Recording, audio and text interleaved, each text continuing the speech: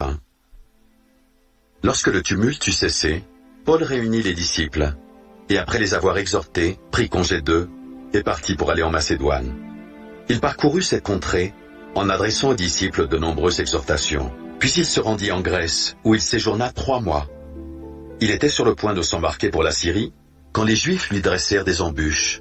Alors il se décida à reprendre la route de la Macédoine. Il avait pour l'accompagner jusqu'en Asie, Sopater de Bérée, fils de Pyrrhus, Aristarque et Seconde de Thessalonique, Gaius de Derbe, Timothée, ainsi que Tychique et Trophime, originaires d'Asie. Ceux-ci prirent les devants et nous attendirent à Troie.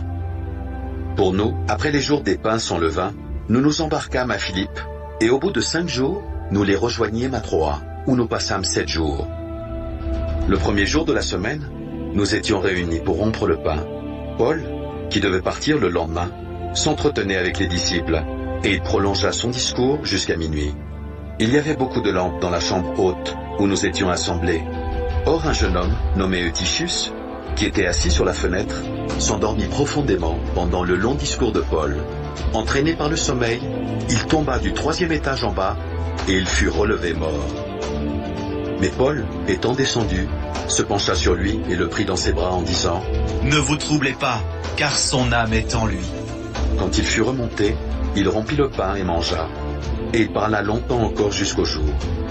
Après quoi il partit. Le jeune homme fut ramené vivant, et ce fut le sujet d'une grande consolation. Pour nous, nous précédâmes Paul sur le navire, et nous fîmes voile pour Asso, où nous étions convenus de le reprendre, parce qu'il devait faire la route à pied. Lorsqu'il nous eut rejoints à Asso, nous le prîmes à bord, et nous allâmes à Mytilène. De là, continuant par mer, nous arrivâmes le lendemain vis-à-vis de Chio. Le jour suivant, nous cinglâmes vers Samos, et le jour d'après, nous vînmes à Milet.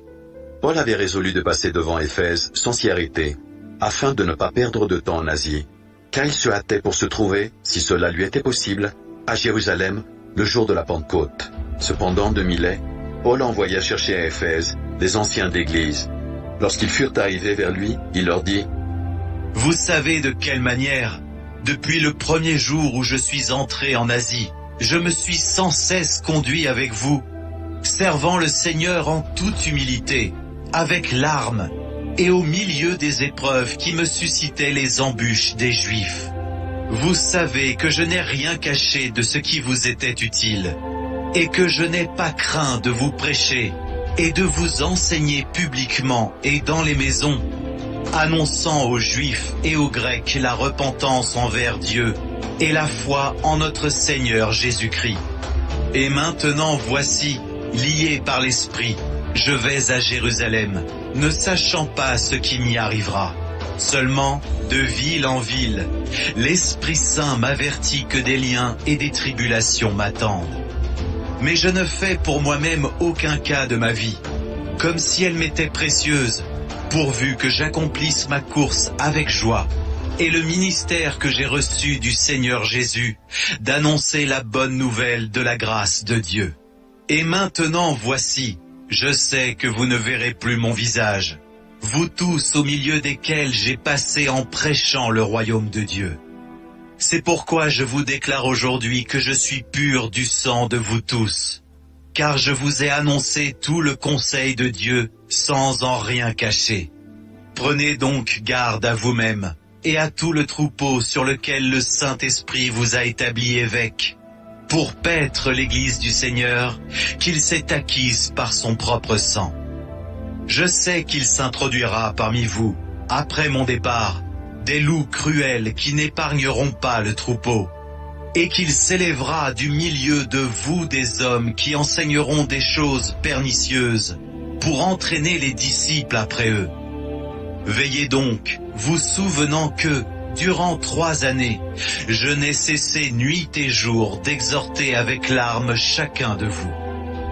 Et maintenant, je vous recommande à Dieu et à la parole de sa grâce, à celui qui peut édifier et donner l'héritage avec tous les sanctifiés. Je n'ai désiré ni l'argent, ni l'or, ni les vêtements de personne. Vous savez vous-même que ses mains ont pourvu à mes besoins et à ceux des personnes qui étaient avec moi. Je vous ai montré de toute manière que c'est en travaillant ainsi qu'il faut soutenir les faibles, et se rappeler les paroles du Seigneur, qui a dit lui-même, « Il y a plus de bonheur à donner qu'à recevoir. » Après avoir ainsi parlé, il se mit à genoux, et il pria avec eux tous. Et tous fondirent en larmes, et se jetant au cou de Paul, ils l'embrassaient, affligés surtout de ce qu'il avait dit, qu'ils ne verraient plus son visage. Et ils l'accompagnèrent jusqu'au navire.